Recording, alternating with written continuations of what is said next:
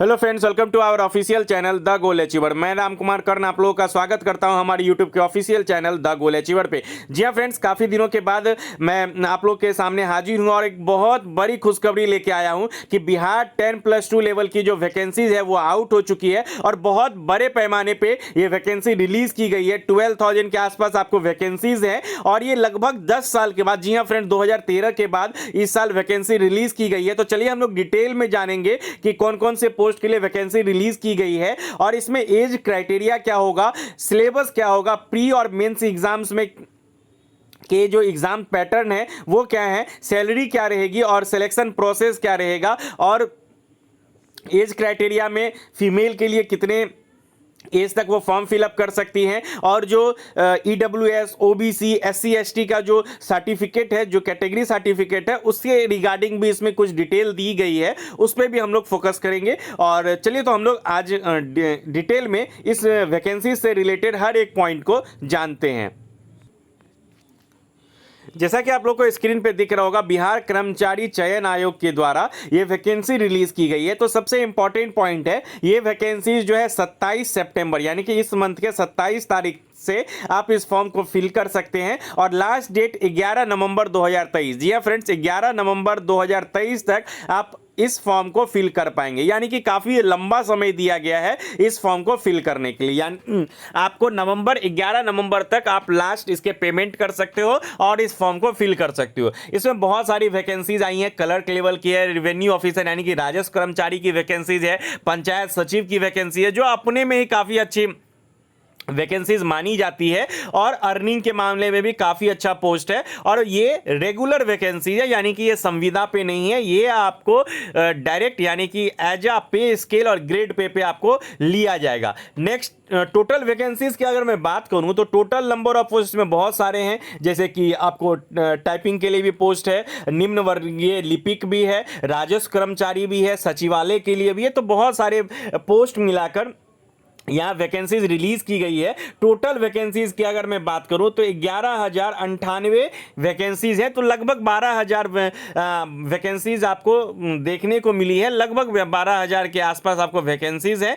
तो कहीं ना कहीं आपको ये चीज तो देखना पड़ेगा कि वैकेंसीज काफी बल्क मात्रा में है और आपकी तैयारी जो है उसी हिसाब से बहुत अच्छे लेवल की होनी चाहिए। और इंपॉर्टेंट पॉइंट्स की अगर मैं बात करूं, सबसे पहले न्यूनतम शैक्षणिक योग्यता की अगर बात की जाए तो आप अगर आप इंटरमीडिएट हैं, अगर आपने इंटर पास किया हुआ और आपकी मिनिमम एज 18 साल हो गई है, तो नहीं, मिनिमम एज के बारे में हम लोग आगे क्राइटेरिया में बात करेंगे। अगर आप इंटर पास हैं तो आप इस फॉर्म को फिल कर सकते हैं और इससे आगे भी अगर आपकी क्वालिफिकेशन, जैसे आप अगर ग्रेजुएशन किए हुए हैं, अगर आपने मास्टर्स किया हुआ है, तो भी आप इस फॉर्म को फिल कर सकते हैं।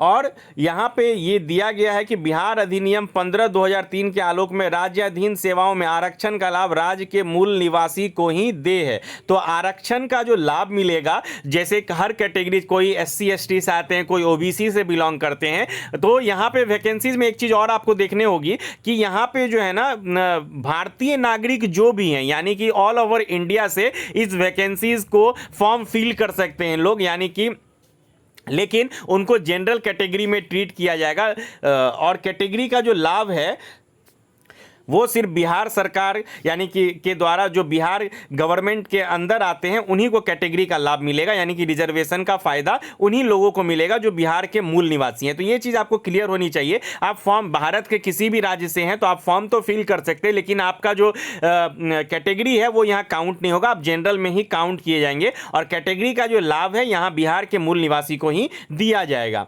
नेक्स्ट, अगर बात करें कि इसमें आरक्षण के बारे में बात कर लिए तो आप, और अगर फॉर्म फिलअप का जो डेट है उससे पहले ही आपके सर्टिफिकेट बने होनी चाहिए, चाहे आप EWS कैटेगरी से बिलोंग करते हैं, चाहे SC ST या OBC नॉन क्रीमी लेयर से बिलोंग करते हैं। अगर आपका जो सर्टिफिकेट है वो पहले बना हुआ है, यानी कि फॉर्म के लास्ट डेट से, क्योंकि आप जब फॉर्म फिल करोगे तो वहाँ पे सर्टिफिकेट नंबर मेंशन करना पड़ता है आपको, वहाँ पे सर्टिफिकेट नंबर मांगा जाएगा। तो इसलिए कहीं ना कहीं आपको वो सर्टिफिकेट आप अगर अगर जिनका भी नहीं बना है तो वो आप जल्दी जाकर आप उसको बना ले। एक चीज और विवाहित महिलाओं के लिए यहाँ पे दिया गया है कि आरक्षण का दावा करने वाली जो विवाहित महिलाएं हैं उनका जाति या क्रीमी लेयर रहित प्रमाण पत्र उनके पिता के नाम एवं पता से निर्गत होना चाहिए, ना कि उनके पति के नाम एवं पता से। तो यानी कि आप अपने फादर और अपने जो होम एड्रेस है उसी पे आप अपना जो क्रीमी लेयर है वो बनाएंगे।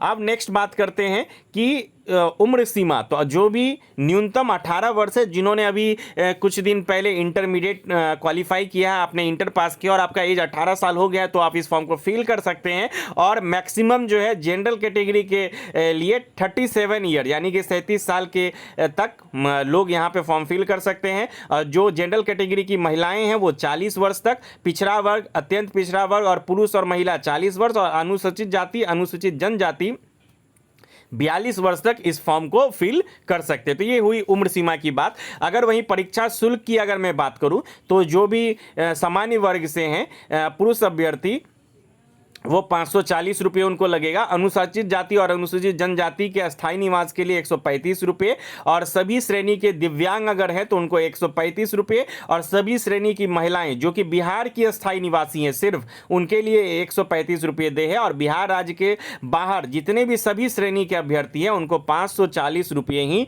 पे करने पड़ेंगे। तो ये हो गई पेमेंट की बात। और अगर मैं सिलेबस की बात करूं तो यहाँ पे एग्जाम, प्री एग्जाम और मेंस दोनों कंडक्ट करवाया जाएगा। और प्री में सामान्य अध्ययन, समसामयिक विषय यानी कि स्टैटिक आपको पूछा जाएगा और भारत और उसके पड़ोसी यानी कि आपको general science, current affairs, static awareness सारे के सारे आपको पूछे जाएंगे। और फिर मैथ्स रहेगा, रीजनिंग रहेगा। आपको यहाँ पे टोटल सब्जेक्ट्स को आपको फॉलोअप करना पड़ेगा, यानी कि मैथ्स और रीजनिंग का वेटेज भी रहेगा, लेकिन जनरल साइंस और जीके का भी वेटेज काफ़ी डिटेल में दिया जाएगा। तो आपको मैथ, रीजनिंग और जीके, जीएस और करंट अफेयर्स और स्टैटिक अवेयरनेस पे काफ़ी मेहनत करने की ज़रूरत है। मैं डिटेल में आपको इसके टोटल सिलेबस और कौन कौन सा टॉपिक और पॉइंट वाइज आपको पढ़ना है उस पर भी मैं वीडियो लेके आऊँगा। तो ये कहीं ना कहीं आपके लिए इंपॉर्टेंट है। 12,000 के आसपास आपको वैकेंसीज देखने को मिली है और बहुत ज़्यादा अच्छा वैकेंसीज है। और सैलरी की बात करूँ तो सैलरी बहुत अच्छा है, आपको 2800 ग्रेड पे भी देखने को मिलेगा, 1900 ग्रेड पे। तो सैलरी स्ट्रक्चर के बारे में अभी डिटेल में यहाँ पे नोटिफिकेशन जो रिलीज किया गया है तो इसमें मेंशन नहीं है। तो लेवल 2, लेवल 3 का जो भी पोस्ट है उस पर हम लोग डिटेल में सैलरी पे भी बात करेंगे। तो मोटा मोटी आपको 27 तारीख से एग्ज़ाम स्टार्ट हो जाए, सॉरी फॉर्म फिलअप स्टार्ट होगा जो कि 11 नवंबर। तो आप फॉर्म का एग्ज़ाम का डेट 10 जनवरी फर्स्ट वीक या दिसंबर लास्ट में आप मान सकते हो कि जनवरी के आसपास इसके एग्ज़ाम जरूर होंगे। आपके पास काफ़ी समय अभी है, 4 से 5 महीना। अगर आप अच्छे ढंग से इसको प्रिपेयर करोगे तो डेफिनेटली आप एग्ज़ाम को क्रैक कर सकते हो। और मैं डिटेल में इसके रिगार्डिंग वीडियो भी लेके आऊँगा कि कैसे आप इसको तैयार करें। चूँकि मैंने प्रीवियस एग्जाम्स भी दिए हैं तो मैं आपको एक आइडिया बता सकता हूँ। और अभी बिहार गवर्नमेंट में बहुत बम्फर भर्तियाँ निकलने वाली हैं, लगातार वैकेंसीज निकलेंगी। तो आप जम के तैयारी करें तो डेफिनेटली एक पोस्ट आपका निश्चित है। Thank you for watching, keep watching our videos.